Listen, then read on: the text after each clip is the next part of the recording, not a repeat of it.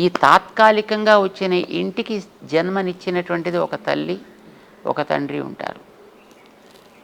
వీడు తాత్కాలికంగా జన్మనిచ్చిన వాళ్ళు వీళ్ళు. కానీ ఎప్పుడూ మనతో ఉండేవాడు ఆయన.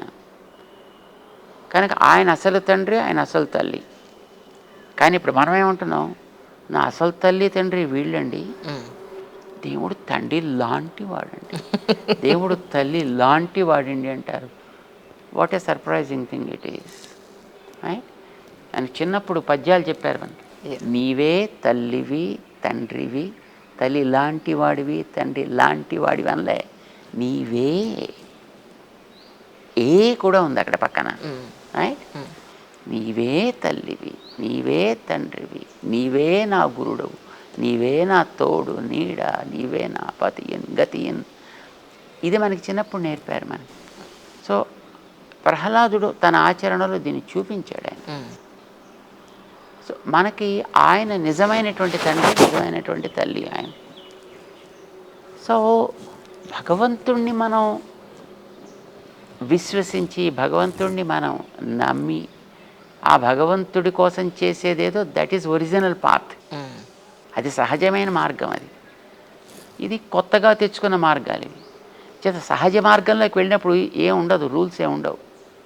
అమ్మ దగ్గరికి వెళ్ళాలంటే రూల్స్ ఏముంటాయి? ఎలా పడితే అలా పరిగెట్టచ్చు.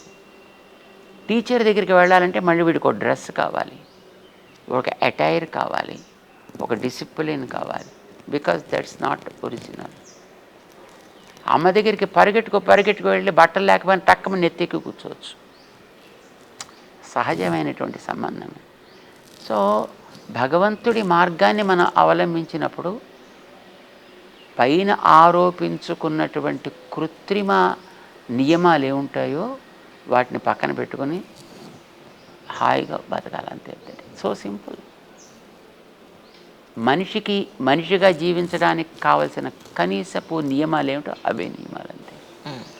నార్మల్ తిండి తిను, నార్మల్ డ్రెస్ వేసుకో, నార్మల్ మాటలు మాట్లాడు, నార్మల్గా తిరుగు. సింపుల్. దానికంటూ ప్రత్యేకించి చేయవలసినవి అంటూ ఏమి ఉండవు. ఇప్పుడు ఉదాహరణకి మీకు చెప్తా, ఇప్పుడు మీరు అడిగారు కనుక, అయ్యా, మట్టి మీద పుట్టినటువంటి ప్రతి మనిషికి ఏమిటి తిండి అని వేదం చెప్పింది. అన్న రసమయ అని చెప్పింది వేదం మనిషిని.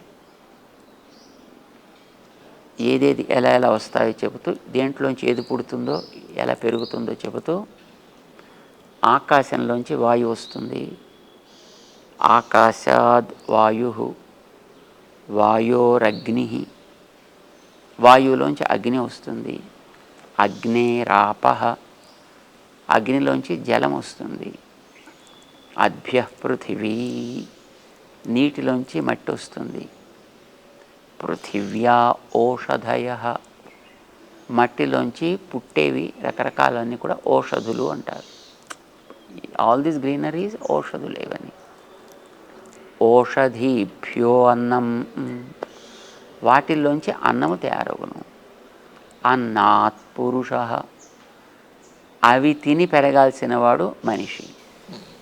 సవా ఏష పురుష అన్నరసమయ. చేత మనిషి అనేవాడు అన్నమునే రసముగా తీసుకోవలసిన, ఆహారముగా తీసుకోవలసిన వాడు. ఇది మనకి వేదం చెప్పింది. ఇప్పుడు మనం ఆలోచించాల్సింది ఏంటంటే, అవి తిని బతకాల్సిన వాడు మనిషి అంటే, ఇప్పుడు మనిషి అది తిని బతుకుతున్నాడా అంటే వాడు కృత్రిమమైన దాంట్లోకి వెళ్ళాడని అర్థం. దాన్ని వదిలిపెట్టు, నార్మల్గా తిండి తిను, మంచి ఆహారం తిను, నేలలోంచి పుట్టే వాటిని తిను, సహజంగా జీవించు, అంతే. దానికంటూ ప్రత్యేకించి ఏదో పైన ఒక కొండ తీసుకొచ్చి నెత్తి మీద మోపుకొని, ఇట్స్ నాట్ సంథింగ్ లైక్ చెప్పులు లేకుండా నడుము, రోజు ఒక పూటే తినుము, నేల మీద పడుకొనుము, నీకు ఎలా నచ్చితే అలా ఉండు, కానీ వాటి సహజంగా జీవించు. వైష్ణవుడు అంటే అంతే, అసహజమైనవన్నీ వదిలిపెట్టి. మీకు ఎప్పుడన్నా అంటే అన్నీ త్యజించిన వారు అయినప్పటికీ కూడా మనుష్య జన్మ కాబట్టి ఎప్పుడైనా మీ తోడబుట్టిన వాళ్ళు తల్లిదండ్రులు ఎప్పుడైనా గుర్తొస్తారా? గుర్తు రావడానికే ఉంది, చుట్టూ కనిపిస్తూ ఉంటారు కదా, వస్తుంటారు వెడుతుంటారు, ఉమ్, కార్యక్రమాల్లో పార్టిసిపేట్ చేస్తుంటారు, ఉమ్, తిరుగుతారు, చుట్టూ ఉంటారు కదా. మనిషి సమాజంలోనే కదా మనం ఉన్నది. అవును సార్. సమాజంలో ఉన్నాం కనుక సమాజాన్ని మనం ఎప్పుడు చూస్తూనే ఉంటాం. సమాజాన్ని చూడడము, సమాజంతో ఉండడము ఈజ్ నాట్ ఎ మిస్టేక్. దాన్ని మనం వదలాల్సిన అవసరం లేదు, ఉమ్. దాన్ని మనసులో పట్టించుకోవాల్సిన అవసరం లేదు.